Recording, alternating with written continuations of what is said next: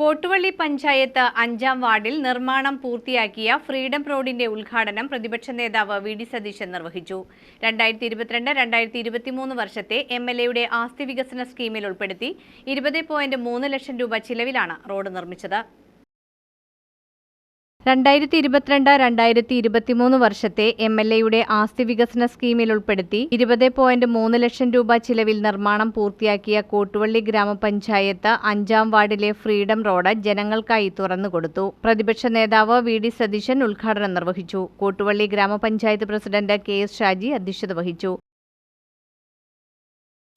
കോട്ടുവള്ളി പഞ്ചായത്തിലെ മാണിയക്കാട് എംഎൽഎയുടെ ആസ്തി വികസന ഫണ്ടിൽ നിർമ്മിച്ച 20,30,000 രൂപ ചെലവാക്കി നിർമ്മിച്ച റോഡിൻ്റെ ഉദ്ഘാടന കർമ്മമാണ് ഇന്ന് നിർവഹിക്കപ്പെട്ടിരിക്കുന്നത്. 22-23 തന്നെ എംഎൽഎ ആസ്തി വികസന ഫണ്ടിൽ നിന്ന് അനുവദിച്ച തുകയാണ്. വളരെ പെട്ടെന്നും വളരെ ഭംഗിയായി തീർത്തിട്ടുണ്ട്. ഭയങ്കര വെള്ളക്കെട്ടായിരുന്നു.